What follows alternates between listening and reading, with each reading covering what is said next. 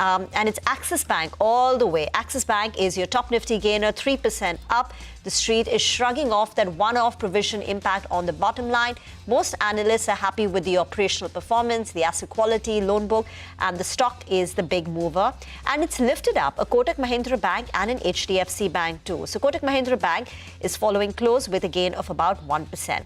Eternal, another fresh record high on Eternal. The street awaits the numbers. The estimates are for a 65-66% jump in the company's top line in Q2, and Eternal is gaining ground. Two-wheelers also seeing some buying action today. So it's a firm opening for Hero MotoCorp, for Bajaj Auto and Eicher Motors. Now, ICICI Bank too is moving up. So ICICI Bank has a gain of close to about 0.5%. On the consumption plate, you've got a little bit of green coming in on Trent. On the way down, you're seeing softness coming through on the life insurance companies. So HDFC Life, SBI, sharp fall coming in on HDFC Life. Yes. Pull that up. It's 4.5% gone on that. So HDFC Life looks like the casualty.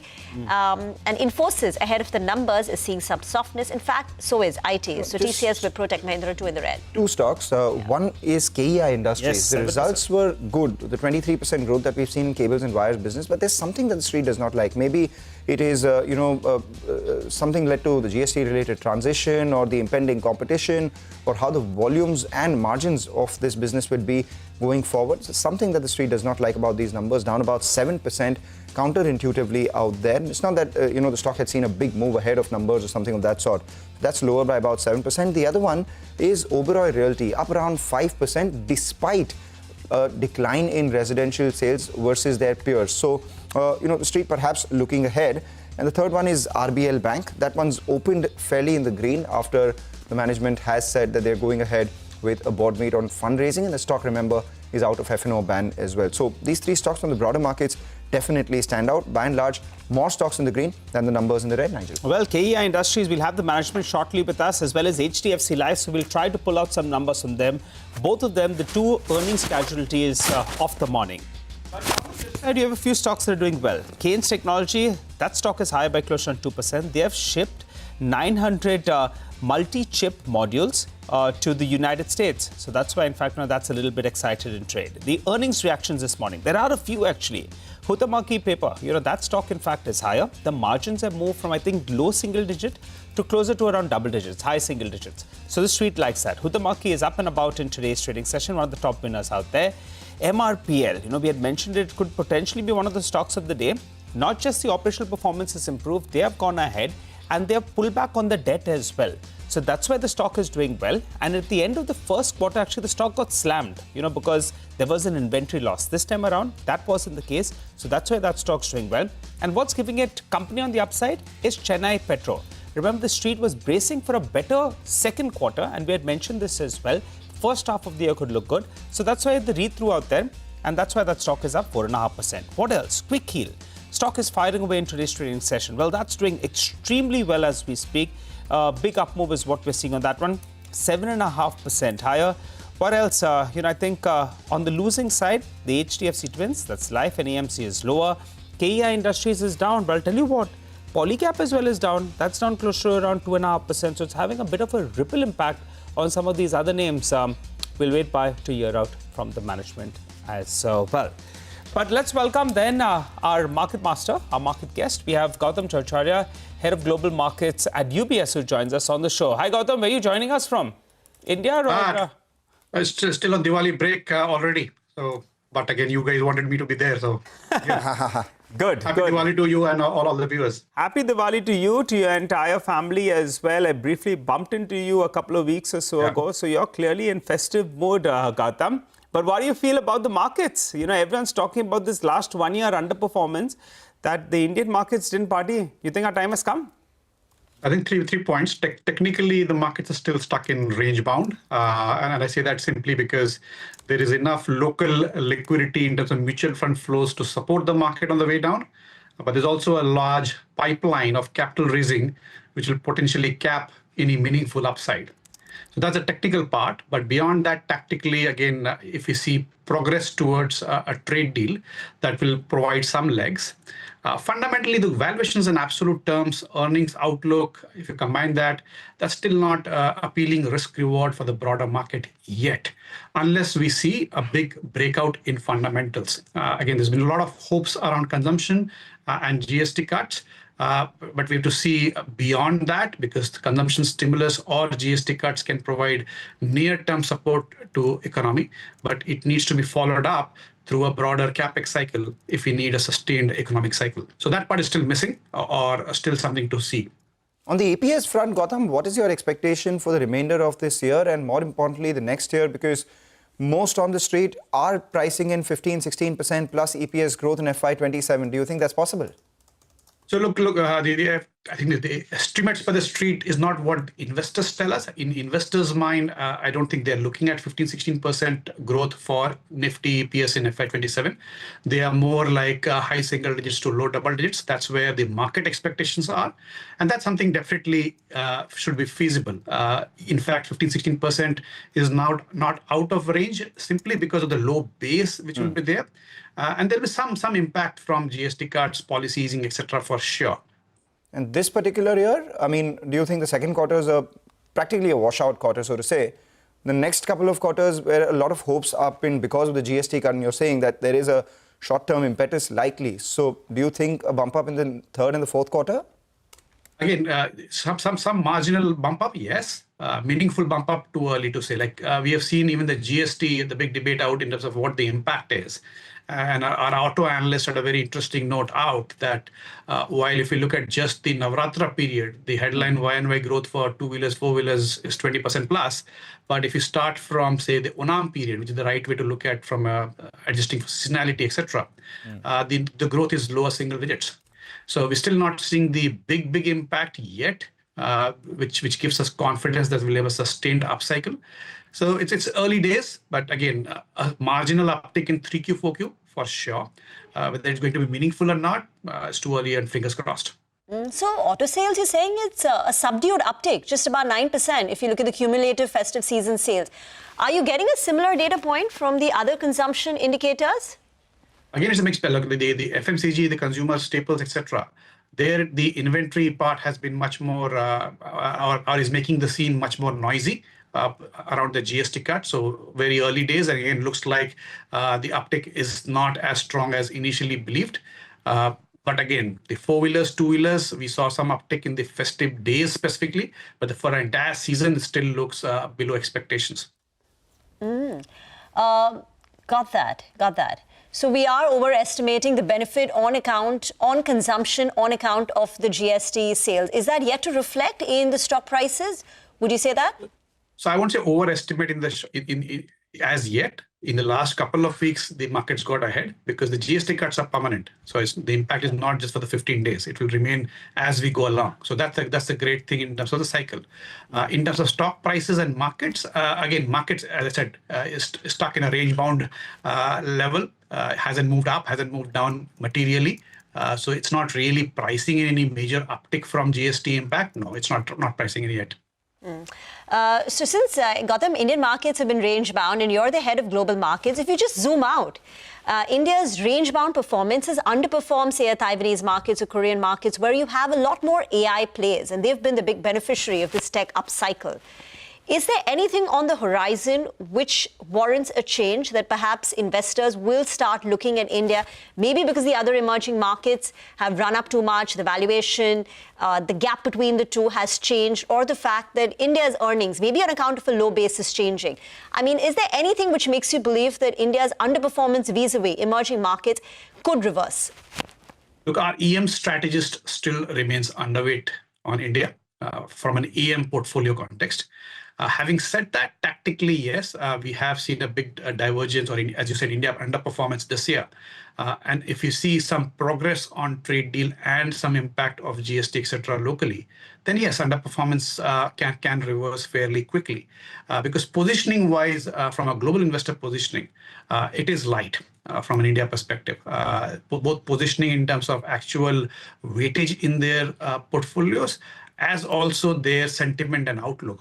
From our discussion with global investors, it still looks like they're not in a hurry to take up an India weight to any meaningful overweight in a hurry. So that positioning gives us comfort that if things fall in place, this underperformance can reverse fairly quickly. But is it going to happen in the next 15 days, 1 month, 3 months? That's the tough part to say.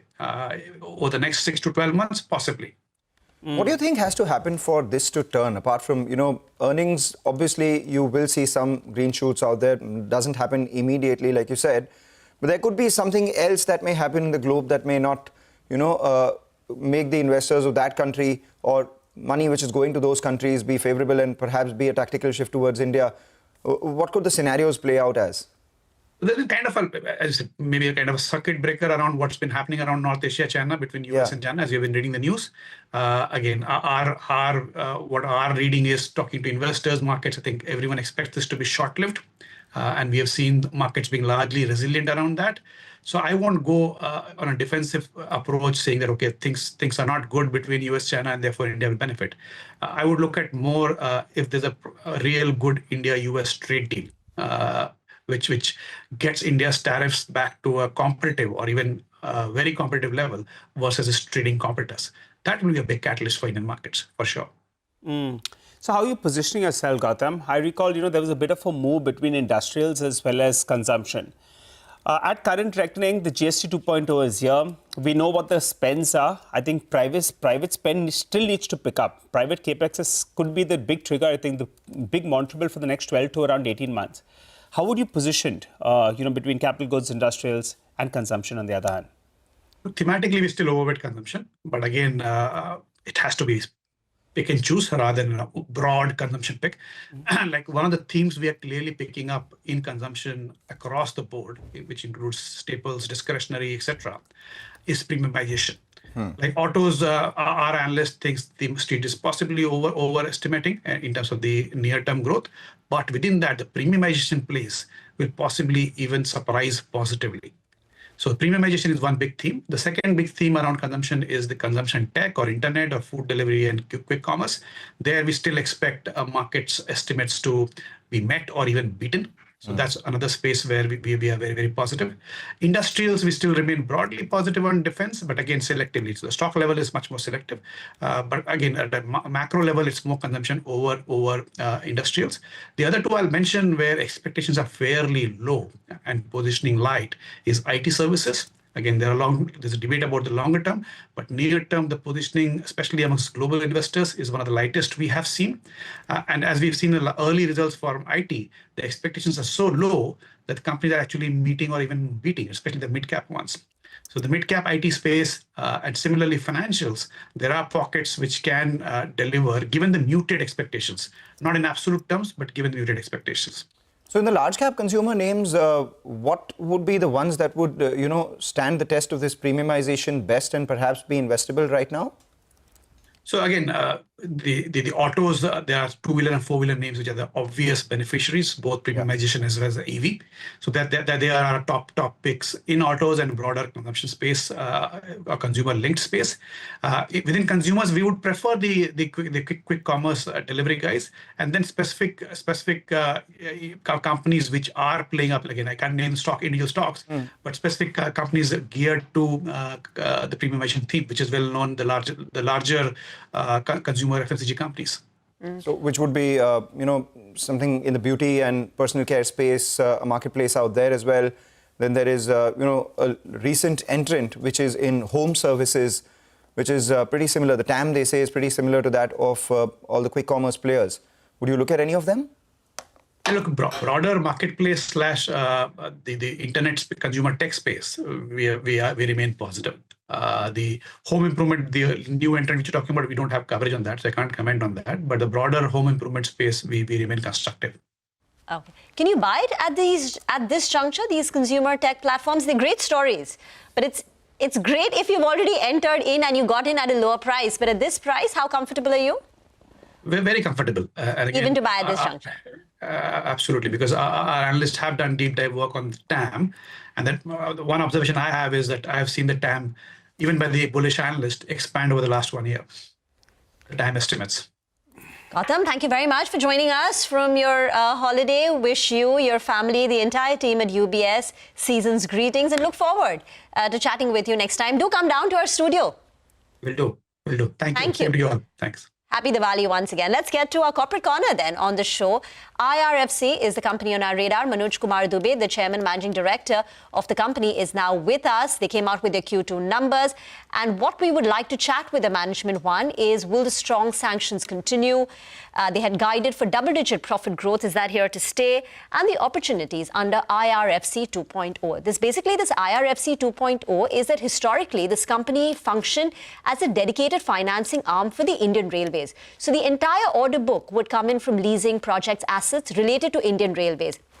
But about a year back, the company embarked on a diversification strategy, which is called the IRFC 2.0, where they're seeking to fund even the broader railway ecosystem. So whether it's CPSC, state government entities, metro rail projects, even renewable power projects, which are linked to railways. So that's the IRFC 2.0. Thank you very much, Mr. Dubey, for joining in. We'll come to that. But briefly, just first about FY26. You had given a guidance of 30,000 crore of disbursements for the full year. In the first half, I think you've done about 21,000 and 60,000 crore of sanctions. Again, your run rate is at 45,000 in the first half. What will these two numbers look like for the full year? So, good morning, Rima, and I think you have made my job easier with giving the main part of commentary that I was supposed to give. So thank you for all the homework that you did for IRFC. So yes, as you rightly mentioned, in the March of this calendar year, we embarked on our IRFC 2.0 journey. And we started from one client model of Indian Railways to multi-client model within the government system, who are having linkages with the railways. And I'm very happy as you put up the numbers. We gave a guidance of sanctioning 60,000 crore of assets. We have already crossed the mark of 45,000 crore in this one half of the FY. That shows the way ahead. I mean, I don't want to put in numbers over and above that, but if you can put numbers, this 45,000 in one half of the calendar year, of the financial year, we are going to go extra miles going ahead. So far as our strategy is concerned, we are actually focused on growing our PAT in double digit. That is a vindication for the fact that in Q1 and Q2 both we showed the same kind of thing. There is one more clarification regarding our revenue. The dip in the revenue is not because of any other regions, but for the fact that there is some accounting system. A moratorium that we had given to Indian Railways for projects for 5 years, we have extended by a year. So it is just an accounting thing. Next year, when we sign the agreement for this year as well as next year, the upside in revenue also will be showing the same thing going forward. Okay. Sir, on sanctions, you did 45,000 in the first half. Is there any reason to believe the second half will not be as strong as first half? And why are you not in a position to raise the full year guidance from the current 60,000? I mean, as the head of the team, if I'm giving very stiff target to my boys and girls, it is little too much on them. Okay. But believe me, the way they have performed in the first half and the kind of queries we are getting from all over in the railway ecosystem, obviously, we won't say no to anybody who is coming to us with a good quality of assets. Sure. So obviously, the target is going to be achieved. It is going to be more than what we have given the guidance, and that is what we are happy for. Okay, so you will beat the guidance on sanctions of 60,000 crore and 30,000 on disbursements for FY26. It looks like obvious for the. Yeah. It looks like obvious for so far as sanctions of the assets are concerned. So far as disbursements are concerned, as you know, there was zero pipeline when we started on 2.0. And disbursement comes out of sanction of the assets only. So this year, 30,000 is a very good target that were given to us. And we are pretty sure that with the kind of progress we have and the kind of offerings we have in the kitty, we'll be crossing that, if not achieving the same. Okay. Right. All right. Hi, Mr. Dubey, and good to see you, Ben. You know, in the past, you were telling us how the business model is evolving, right? From just being core railway, you're moving to non-core railway, and that's what will help in terms of margin improvement. So tell us, what is the targeted NIMs you're looking at? And this disbursement target, you're sure, right? 30,000 is on. Because your boys and girls also, either they'll, they'll be keeping an eye out on this interview as well. So actually, we, as talked to you in the beginning of this FY also, that our focus is on yield. So PAT will be derived with better NIM. And the sweet spot or the better time that IRFC is having going forward in diversification is the fact that our NIM is now growing for the new businesses in 2x and 3x times, despite being very competitive in the government ecosystem. So obviously, you see the kind of NIM that we are having right now from 1.4, it has grown to 1.55.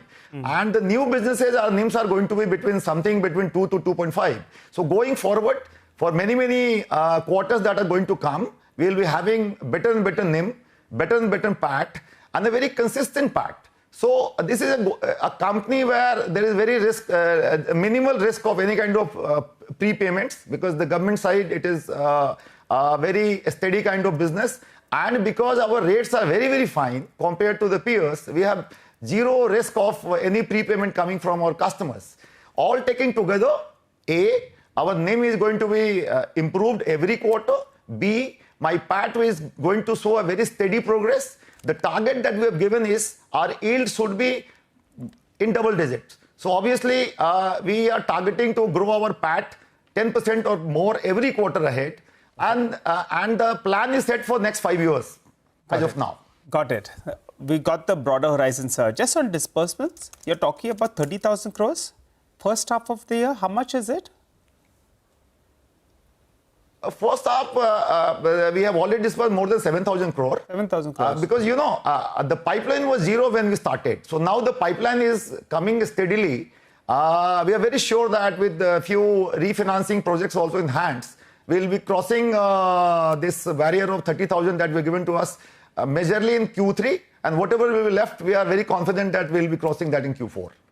Right, we take that point. Now, on beyond railways itself, if you would give us a sense on how much does railways account for your overall order book, or rather, you know, your loan book right now, and where do you see that number headed over the next 3 to 5 years? So that's the beauty. You know, for the last, this is the third consecutive year when we did not get any order for funding to Indian Railways right now. This trend may continue for a year or two, depending upon how budgetary allocations are done by Government of India. You know, every February when the budget comes, there are many ministries competing for the government budgetary support. Right now, it is coming in abundance to railways. In future, if there is any deficit in the need of the railways, we are there to pitch in as their principal financiers. In addition to that, what we are doing is, as per our mandate, we are funding to anything which is having a link backward or forward with the railways, like the port connectivity, like the power supply to the railways, like any other railway linkages where hauling is done by railways. So this 45,000 crore asset that we have signed is all in the linkages, not directly to the Indian Railways. And we believe that going forward, the kind of queries we are getting and the kind of assets that are being offered to us, steadily 60,000 to 80,000 every year we are going to mop up from outside railways. And whatever comes to the railways will be cherry on the cake, because this 60 to 80,000 crore that we are targeting to mop up from the railway ecosystem, here the margins will be better, NIM will be better. In the railways, we worked on cost plus model where 40 bips is fixed for us for any kind of lending that we're doing. So taking two together, IRFC is placed for a very exciting time going ahead. This is my take. Very quickly, you know, in your words, you said that, you know, the goal is double-digit profit growth quarter after quarter for the next 5 years. The plan is set. What is the 5-year roadmap? I mean, what is the aspiration, the ambition? Can you quantify that? 5 years. Please say it again. You know, when you were giving the earlier answer, when you were talking to us about moving to higher yields, double-digit profit growth, you said that's the aspiration quarter after quarter for the next 5 years. The plan is set. Yes. So what is the 5-year plan for IRFC? Is there, and can you put that in numbers? We understand the broader picture about, you know, moving beyond the Indian Railways. Absolutely. They play the ecosystem. So absolutely, there was a dip in our asset under management for the last 2 years because there was no business coming from the railways. This particular quarter, we have reversed the trend. Now, going forward for the next 5 years, the plan is that our asset under management will be growing smartly, steadily. Coming out from that, our PAT will be growing every quarter. This is what we have set forth. How this PAT will grow and how this AUM will grow is derived from the fact that we are very hopeful, and the kind of competitiveness that we have in terms of our very less overhead, that in the railway ecosystem, which is huge, having port to electricity to logistics to MMLPs everywhere, we feel that with our very competitive rates, we will be garnering 60,000 to 80,000 crore kind of assets every year.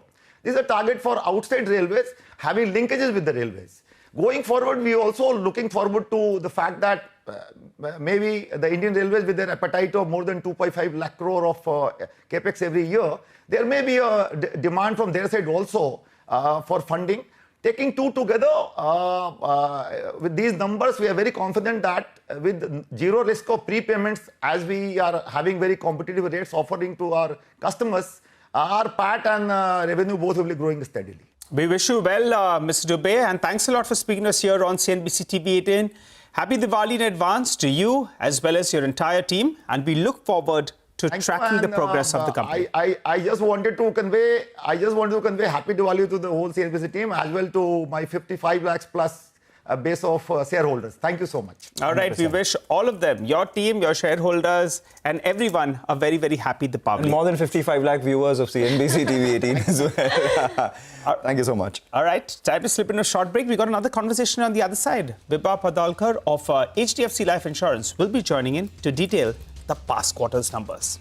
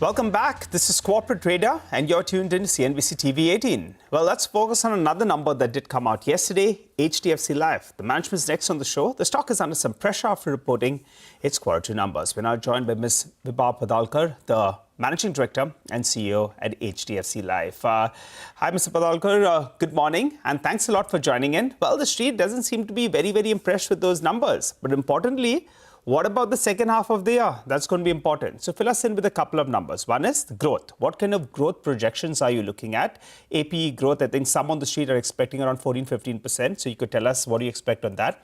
And VNB margins as well. Last few quarters, because of a variety of factors, it's come down to around ballpark around 24%. Do you see it stabilizing around these levels? Hi, good morning, Nigel, and everyone else on the panel. Actually, I want to deconstruct this into two parts. We had a fairly good quarter and we had a fairly good H1. We also delivered in terms of no surprises from an operating perspective. This is despite some of the external turbulence caused more notably due to the GST changes, which is largely welcome, but there would be a impact over the next couple of quarters. In terms of deconstructing why I'm saying we had a fairly good quarter is that we did see market share expansion, both in Q2 as well as overall in H1. In fact, the market share expansion in Q2 was even better at 100 basis points than the expansion of 90 basis points in overall H1, so versus Q1. Right. Also, the overall growth and hence was faster than the sector all the right notes were hit in terms of retail protection growing at 34% in quarter two. And as a result, sum assured also growing in the mid-20s. Embedded value, operating profit, new business margin, excluding the GST impact of 0.5%. So actually, there was a margin improvement underlying. And also in terms of some of the other metrics, whether it is in terms of new customers. So new to HDFC Life customers continued to be 70+%. These are first-time buyers of HDFC Life products. Annuity continued to grow. And more importantly, our agency channel, which we have talked about investing in, that also grew fairly well. Renewal premiums were robust. So really, it's a story of two halves, with and without GST. But underlying performance is more than meets expectations. Okay, all right, Vibha, you have given us a fair idea, and the reason why you believe these numbers are good, market share gains, and also given the challenges, you're seeming fairly satisfied. But let's talk about growth. You could break it down: APA growth, retail growth. What kind of estimates are you working with for the second half of the year, and what that means for the full year on the whole? And also VNB margins. My earlier question: will it stabilize around these levels? Yeah, on growth, what we have said is that it was a story of two halves based on the growth last year for us and for some of the larger players in the sector. So for HDFC Life, H1 last year grew by 31%. And also to remind your viewers that we had a withdrawal of the old surrender charge regime. And so quarter two growth last year was very robust. Like I said, overall H1 growth of 31%. So there's a large base effect, which then normalizes in H2. And hence, what we had mentioned is that growth this year will be in the early teens. We also are fairly coupled with whatever is happening overall in the macro situation, whether it is the political global turbulence, as well as in terms of what's happening on job creation, savings rates, and so on. And hence, the slightly more muted growth of about, like I said, early teens. So that's very much in the ballpark, maybe a month or so here and there, but fairly good. And we've also said that while we think it is going to be in the early teens, we will still grow faster if the market starts growing faster. And that's something that we have delivered on. In terms of outlook, no change in the outlook as of now. What we have said at the beginning of the year should continue, us continuing faster than the sector, and it will be in the teens. Right. Just on the GST front, you did quantify that impact at about 0.5%, but that was just 8 days during the second quarter, right? On the third quarter, what could the impact be? And if you could, simplify that for us, how much would be the increased, sales on account of lower prices to the customer, and how much could there be an impact because of the lack of GST input credit? So the answer is in two parts here. One is on the back book, which we had quantified soon after the GST announcements were made, which we said it's unlikely to exceed more than 0.5% of our embedded value. And I'm happy to share that we are a shade lower than what we had put out, because we put it out immediately, but bottoms-up calculations at policy level also gave similar answers and a shade better. So that has been articulated, and it's there in our investor presentation. On going forward business, there are three components for this quarter. So quarter two, there has been, like you said, 1 month's impact. It's strictly from September 22nd, but people did defer purchases of life insurance policy. So effectively, it's like close to a month's impact. And on quarter two, if I were to just have share the impact on three key metrics. Our PAT looked anemic at 3%, but if I were to remove the GST impact, it would be closer to 15%, both for the quarter and for the first half of the year. VNB growth at 8% would have been 11% for the quarter and about 12% for the first half of the year. And finally, on margins, our margins as against 24.1% would have been 25% for the quarter, and as against 24.5% in H1 would have been 25% in H1. Right. So Thank you for articulating that. And just before we toss to our colleague Yash, just one question on the ULIP front. You wanted to bring it to sub 30%, but now it's still at 42%. What's your path to 30% here? And because it has an impact on your margins, right?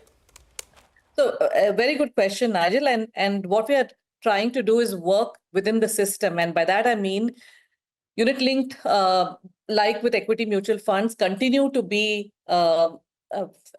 customers find it attractive. So rather than pushing back against it, we are trying to see how we can increase the profitability as well as suitability for more affluent customers. And so having higher levels of mortality cover, given that the avatar of unit-linked is something that people understand, can we give more than 10 times cover, which is a very low level of cover? Can we increase it closer to 50, 60 times cover? And that's really what we're working on. And we've made meaningful impact and inroads into that. And hence, if you were to look at our sum assured just for the quarter has grown by 26%, which is more than double our company level growth. And that really shows that mortality cover, that part of our business is growing fairly fast. Part of it is due to retail protection, but also meaningful part is due to higher cover within unit linked. So getting more profitable. Hello, Vibha. Good morning. This is Yash. To answering to Nigel's question, of course, you did mention that you expect early teens growth when it comes to AP and VNB. But margin seems to be an important point here. In the last 3 years, FY23, 24, 25, the margins have receded every year by about 100 basis points. H1 FY26 to FY25, they are largely flat. Do you expect similar deceleration, that is of 100 basis points in margins, to happen in this year also? And at what point and by what time period do you expect stability as far as margins are concerned, or do you think a floor has been hit at current levels? So I want to counter that slightly. I want to clarify that, Yash, because margins have not decelerated ex-GST. So if I were to look at H1 margins last year at 24.6% versus a pre-GST margin at 25%. Post-GST is very close to last year's margins. So there are these two one-time impacts that have dented the core operating margins of the entity, which has been steadily rising. One is, as you know, surrender charges, which had a 0.3% impact on margins. And if you look at last year versus the year before that, so when surrender regime came in versus before that, it's really only the impact of surrender charges. Everything else has been neutralized by us in order to hold margins and also grow them. Similarly, this year, while the number of days that we're reporting after the GST changes are too few, 22nd September is when it has been rolled out. But what we have articulated is that we will get down to neutralizing the impact on margins. So we will close to hold margins and thereafter FY27, to answer your question, margin acceleration should happen, all things being the same. And when I talk about margin acceleration, just to clarify, even this year before GST, I had said that we will hold margins because we want to invest in two aspects. One is technology and second is our agency business. Despite the fairly material impact of the GST changes, we are not winding down on those investments. They are investments for the future, because the easiest thing for us to do is to go slow or to retract some of the investments we need to make for the future. And we'll continue making that because this is a temporary blip. All right, Vibha, thank you so much for joining in and giving us your views on growth going forward, the impact of GST, your outlook on margins.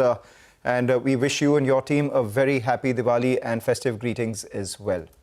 Likewise. Thank you so much, Mangala.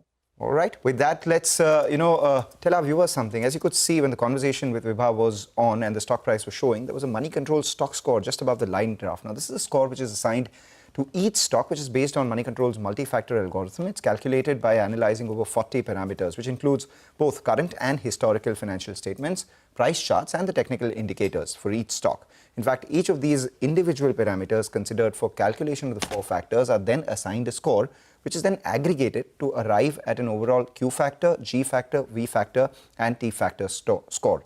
Remember, this is a score and not a buy or a sell recommendation. Any investor, viewer is advised to carry out necessary diligence on their own or through a certified registered financial advisor for investment decisions.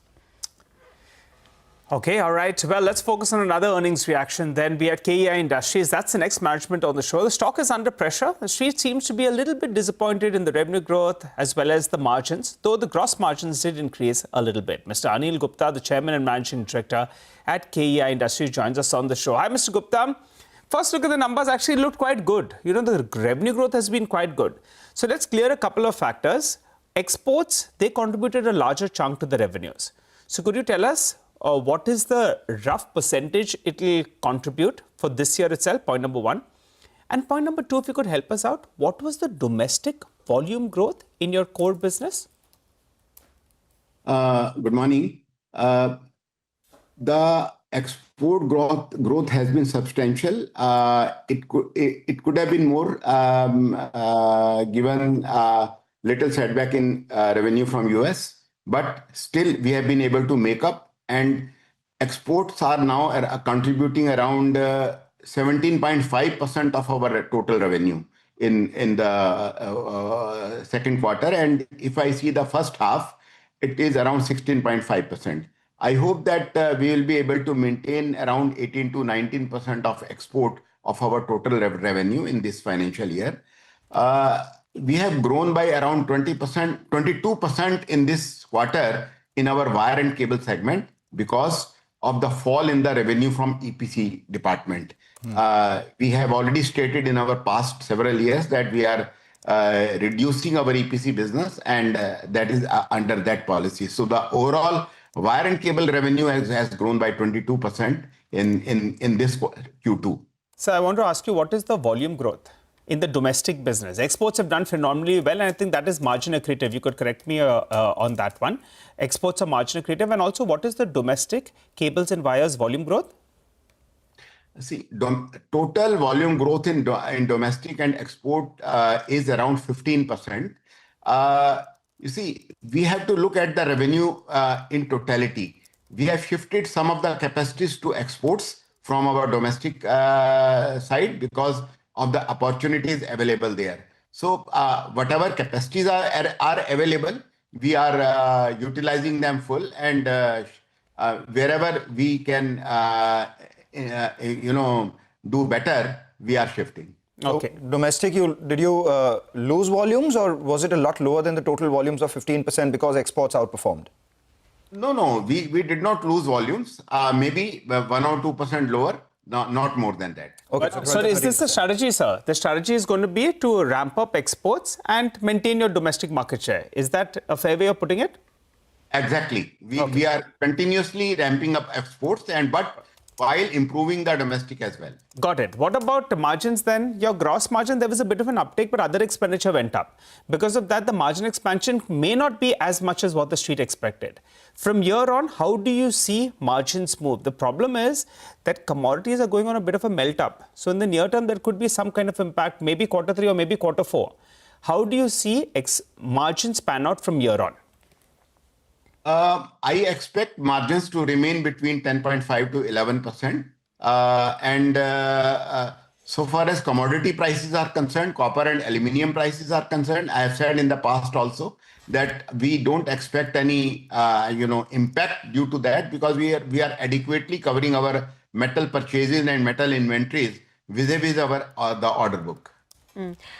Sir, for the full year, when we last spoke to you, you had guided for, I think, about an 18-19% top-line growth, and cables and wires at 25%. Now, considering the first half, you are exceeding that run rate. What is the full-year guidance now? Can the full-year revenues be in excess of 20%? I mean, do you have the confidence to up the guidance? And what is the second half looking like? I have guided that our wire and cables revenues will be 20% plus. And I still maintain the same for the whole year. Incidentally, I never said that it will be 25% plus. But apologies. Hopefully we will do. We will try to reach out there. But my guidance is 20% plus. Okay. Right. And overall? So for the full year, what is the guidance? I think you had spoken about 18-19%, and in the first half, you're tracking at a 22% run rate. Yeah, yes, exactly. So the full year, we will definitely try to aim around 20%, but because we are able to achieve that. Okay. And sir, second half of the year, what is growth going to look like for you? I get the full year guidance, but if you could provide some nuance on what's happening on the ground and what we should expect.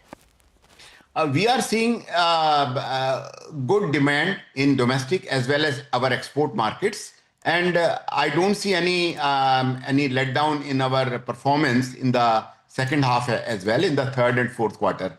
And I'm sure that by fourth quarter, when our partial capacity in Sanand comes into full force, we will be able to improve our performance from the fourth quarter. Right. We'll just come back to you. There are some visuals coming in from the listings of Canara Robeco and Rubicon Research. We'll shortly get the prices as well for both these counters. For Canara Robeco, it looks like a positive listing by about 0.5% on the NSE, and we'll get some data coming in on Rubicon as well. But you spoke about the Sanand plant. Could you give us a sense on where you stand on that as far as timelines of commissioning are concerned? Is there a delay? If yes, then what could the lost sales on account of that be? Yeah, there is a delay of around 3 months, and we are going to commission first phase of the project by November. And but the full plant will be operational by March 27. I can't quantify that what will be the loss of revenue because of the delays, but as per the guidance, we should continue to grow by plus 20%. Year after year. So phase 1 that was expected in September, that gets commissioned now in November, and the entire plan that the street was working with somewhere midway through FY27. Now you're saying by the end, quarter 4, it will be fully commissioned, and there's no risk to these timelines, correct? Yes, correct.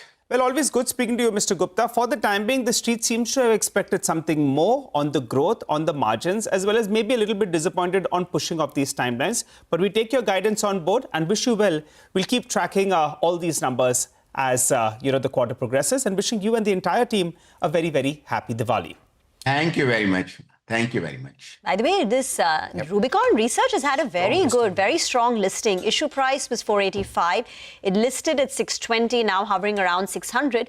And it had also seen very strong subscription in excess of 100 times, 103 to be precise, with the QIB portion inching towards 130 times. And it is one of the fastest growing pharmaceutical companies, at least in the last 2 years. The revenue CAGR was about 75%. Even Canara Robeco, when we had management out here, they did say that the best way to look at these companies now is not as a proportion of AUM, but as a price to equity multiple. And more importantly, they do not rule out the AUM doubling from their current levels of near 1 lakh crore to about 2 lakh crore in the next 3 years, given their past CAGR. Because AUM-wise, it's much smaller than in HDFC, Nippon, Aditya Birla and UTI AMC. So, compared to the other listed entities, its AUM at 1.1 lakh crore is much smaller. All right, good time to bring in Vinay Rajani, who's a senior technical and derivatives analyst at HDFC Securities, joining in. Vinay, what do you make of the market right now? Do you think it's broken out comfortably above the 25,400 mark right now, closing in on that 25,450?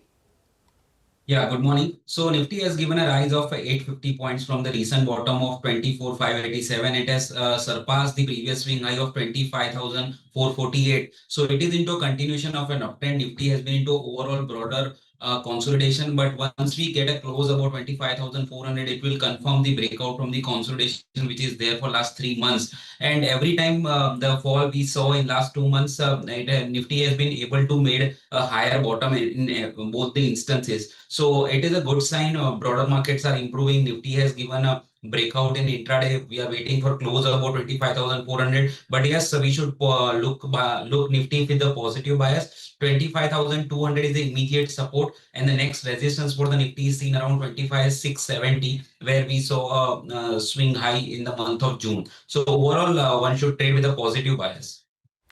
Okay, and stocks? Yeah, so basically today we have seen some fresh buying coming in FMCG stocks. So Nestle is one of the stock which I like on the chart. So around 1228, one can go long. 1205 should be the stop loss on the upside. I'm expecting a short-term target at 1270. The second pick I would take from the power space, Tata Power, fresh breakouts. So these both stocks have not performed in recent past, but now seems to have broken out on the short-term chart. So Tata Power around 401, one can go long. 394 should be the trading stop loss on the upside. I'm expecting a target of 415. Thank you, Vinay, for joining in. By the way, markets building on the gap up. We open up 75 points, now up 120, the Nifty touching 25,450. But it's Diwali in the air now. You can feel the festivities. And as investors are heading into the new Samvat, there are lots of questions. Has India's dream run finally paused? Or is this just a catch-up phase before the next leg? My colleague Prashant caught up with Samir Arora, who believes the tide is about to turn. From relative underperformance to shifting global flows and the impact of rate and tax cuts, here is why Samir thinks India's setup looks stronger than the sentiment suggests. The big picture is that there are 3 or 4 positive things right now. Number one is India has done very badly this year relative to peers, emerging market benchmarks. So over 5 years, India has still done better than EM and China and all. Maybe only US has done better. But this year, India has had its worst relative performance in 30 years, which is some 25, 27% underperformance in 10 months. Right.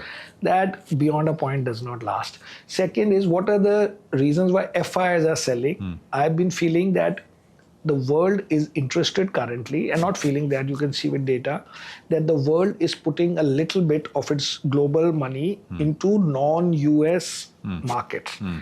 And it is not that they are doing it as a longer term play. Even currently this year, non-US has beaten US by more than 10%. So S&P is up some 13%. World excluding US is up some 23, 24%. Right. So you can do it because you're upset with US policies or tariffs. There's performance as well. And so it's not that I don't like US, a little bit only. And so if the rest of the world is getting money, so if the US is at 65%, if they reduce 3% for US, only 2%, and give it to the 35% part of the market, for them it is 6-8% growth. In that, we have a valid claim that we should also get money. But instead, India has been losing or people have been redeeming.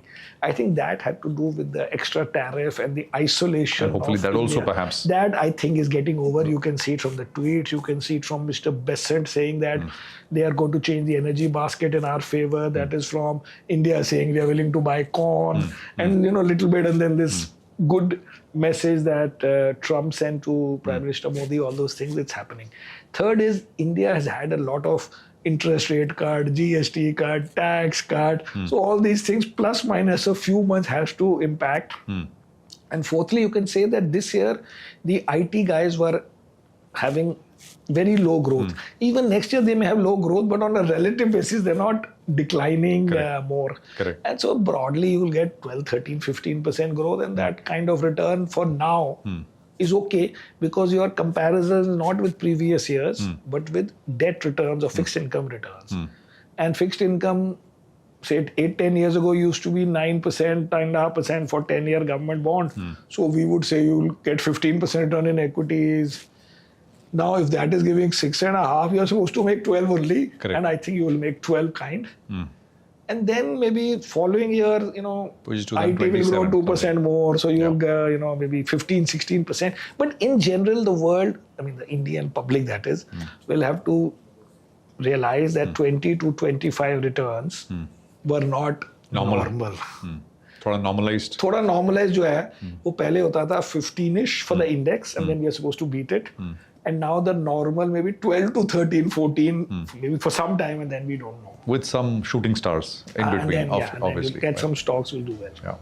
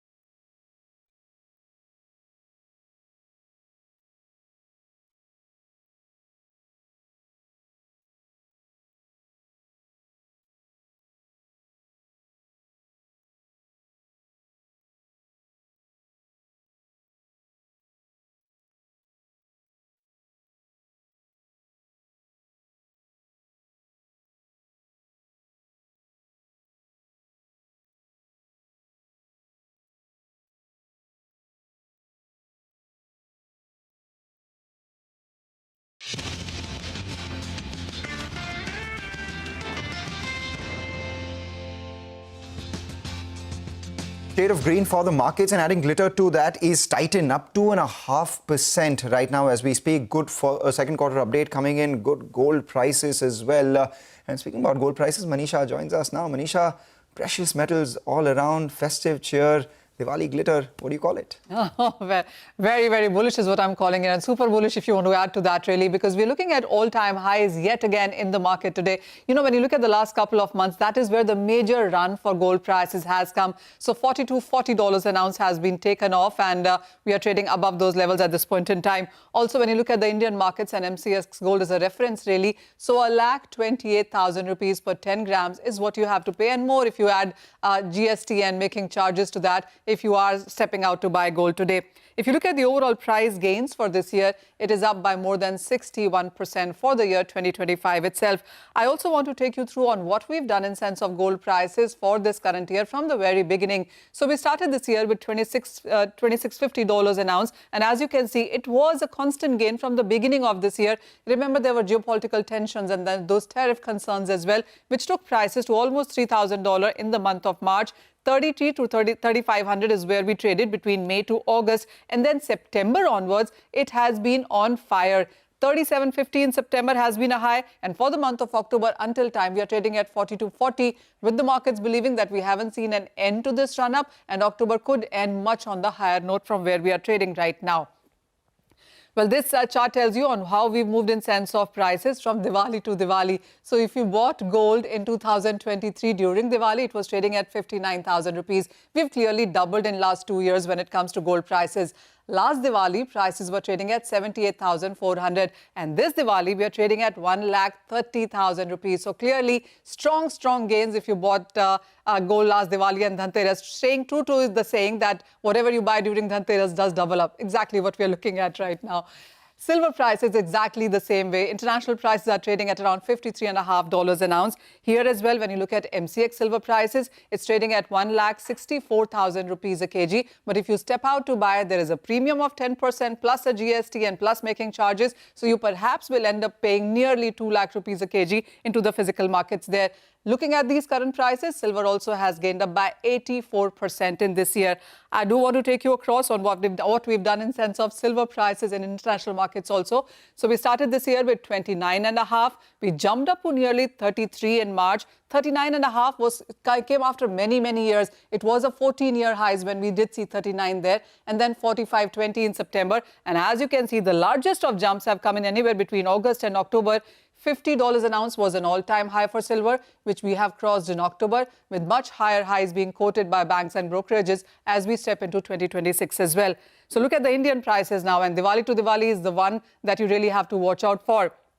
So if you bought silver in 2023, it was at 70,000 rupees. Last year was 90,000. This year, we've clearly doubled. So for gold, we've doubled in 2 years, but for silver, we've doubled just in an year. So almost 2 lakh rupees if you step out to buy there. Well, there have been various reasons that we've been quoting on why gold and silver prices are running. But the very near term clearly comes in from the Powell testimony yesterday that slowdown is threatening U.S. economy now, and 2 rate cuts going forward in this year is something that the gold and silver prices are factoring in. Apart from that, the U.S. and China trade tensions, you have ongoing U.S. government shutdown, which the markets believe that more that it prolongs, you will see more buying come in for gold and silver.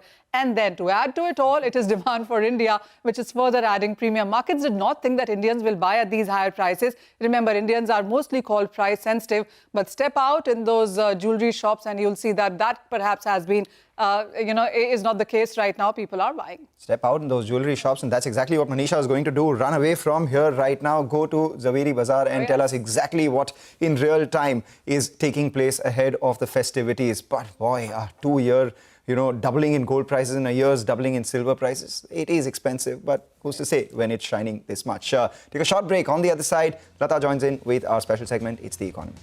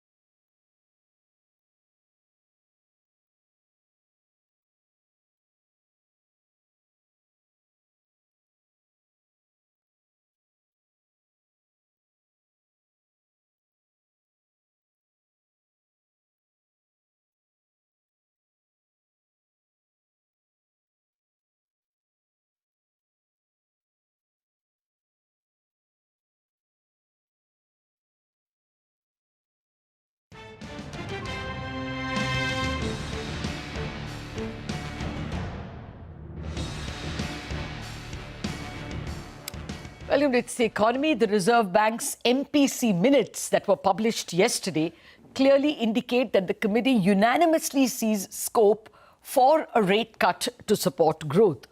All members said that they're waiting for earlier policies to play out. Since the October 1 policy, we have also had the September inflation data, which is again undershot the Reserve Bank's forecasts. Chances are October-December CPI forecast of 1.8% from the Reserve Bank may also be undershot. There are people who expect it to come in at 1%. To understand more about whether the Reserve Bank will concentrate on growth or inflation when it sets policy rates in coming meetings, I'm joined by the external member of the MPC, Dr. Saugata Bhattacharya. Saugata, thank you very much indeed for your time. Well, actually, that is the question bothering the market, bond dealers. What will the MPC concentrate on? As you argue in your minutes, growth looks very resilient, and yet inflation is way below the MPC's lower bound of 2%. So what will you all concentrate on? Well, so good morning, Lata. Thank you very much once again, for having me on your show. Always a pleasure. So I think the members unanimously, I can't do better than the quote, the minutes, that in the inflation trajectory, particularly in the next couple of quarters, gives us space to ease policy further. But again, the basic question remains that given as you know, that monetary policy being forward-looking, you have to look at the trajectory of inflation going forward. We knew that inflation in September, the months of October, would be low given the very high base that you remember last year in September and October. And after that, inflation thereafter begins to taper off, and that will begin to increase the inflation print going forward. So that is one point. So there is absolutely no doubt that this inflation trajectory that is now that the RBI has forecast opens up space for further easing. Now it depends, because there are so many conditions, so many other uncertainties that color our thinking, color our views, that this has to be done on a meeting-by-meeting basis. So I think there is scope for further rate cuts, but let's see how things move, what happens to the India-US trade deal, the India-EU FTA, etc. So there are so many moving parts in this current environment that let's see how things evolve over a period. There is a chance of things coming in favor of growth, right? Because of the WPI being so low, the last number we have for September is 0.13%. I mean, when it's as low as that, the deflator of the GDP also comes in much lower. The expectations are that the second quarter GDP will also be, 7% or more. Yes. I mean, that's what I got from the street. As well, it's possible that a trade deal, we are very close to a trade deal before you all meet on December 6th. So if things are very pro-growth, is there a window that you may not, use that space at all because growth doesn't need help? Is that a possibility? That is certainly a possibility. I don't think, because all of us know that this is now common knowledge, the information set that all of us are working with, that growth, as you said, Q2 growth is also likely to be strong. But then again, the same thing as in inflation, Q3 and Q4 growth onwards, that might begin to come down. It's not a bad number, 6.2%, that is now getting forecast for H2. That's not a bad number. But again, probably I think we also need to learn a little bit more about the analytics of our potential growth, etc. So that is work in progress. We need to figure out how much room there might be for further growth without heating up the economy, which current indicators seem to suggest that we have room to grow a little bit further. So again, all of these are factors which come in. And of course, when you're looking at not just the macroeconomic, but the macro financial, the environment that we are currently facing, that is something that we need to figure out. And particularly, as I've said that again, in your show the last time that we were there, yes, that the external balance is still not looking very good. Yeah. So despite the trade numbers that we got yesterday, and that of course is colored a little bit by gold silver imports. That's a one-off number probably. But other than that, there are still issues concerning our external balance, particularly, as I said last time around, the capital side of the balance. Yes. So again, that again is yet one more factor that goes into the MPC decisions. Okay. No, I completely agree with you that, we don't know about the second half growth. And if you look at Asian economies, the growth picture is not at all looking good. If you look at Indonesia, Malaysia, Thailand, a number of, economies and the chances of being dumped with excess Chinese capacity. So would you have severe worries about growth at all? I'm asking you the other end of the question. I wouldn't categorize it as severe worry, but certainly if the 50% tariffs persist on India, because the geographies, the UAE, China, Southeast Asia, etc., will probably not be able to offset. And remember that everybody is trading within this, without a trade deal, that everybody is trading within this limited set. So it will not offset the loss of markets that we might see in the US. And particularly, it's not just the merchandise trade, even the services trade system might get impacted with the other measures that we have seen.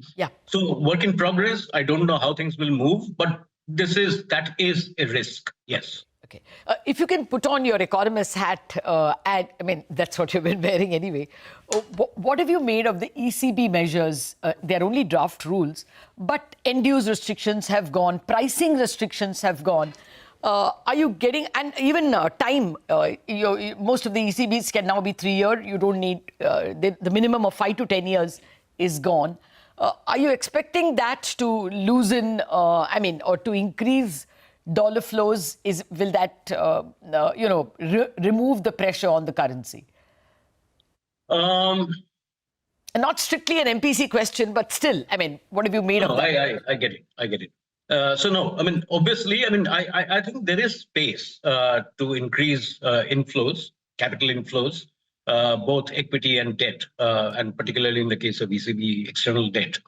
So I think particularly remember, go back to the fundamentals, that there is now a problem with global savings. So the global savings that we had seen in the past, the huge pool, the savings glut, and then even that, so that probably is now gone. China is not exporting savings. The quantitative tightening from central banks is also beginning to cut down on the savings pool. So, and other countries also, particularly the US now, given the inflows, FDI inflows, other investment commitments into the US. So we are fighting. India will probably be fighting for the limited pool of savings. We need to get access to savings. Okay. There are risks and returns to increasing ECB. Obviously foreign debt might be risky at some point in time. But I think India's external debt at $750 billion, I think it's still relatively okay. I think we can absorb more capital inflows. And particularly now with this savings pool, with domestic savings now flowing outside, as you're seeing the IPO numbers, etc. So probably enlarging the pool of potential savings, the pool of capital, might actually be a good thing at some point. Okay. Now, fair enough. And you're also saying that it is coming at a time when anyway we have to fight for savings harder. So it's not necessary that if we loosen the rules, money is going to flow because the kitty itself is smaller. Saugata, what about the way in which you look at 1 year forward inflation? Ultimately, that seems to be the more important parameter that the MPC is looking at. The Reserve Bank's forecast has been consistently about lower. They started at 4.9 for the June quarter. Now they are at 4.5. Given the undershoot in inflation currently, the base gets lower, and there are a bunch of economists who believe that next time in the December forecast, they may bring the June quarter down to 4%. So, does that also increase chances of a rate cut? And in your mind, is there at all space for more than a cut?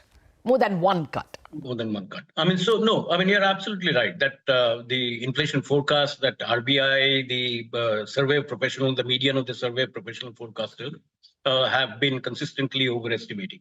And I'm also I want to understand the dynamics of food prices a little better. What is causing this level of disinflation? The sowing area, etc. So we know, but it's still, it's been consistently been lower than what we have been estimating.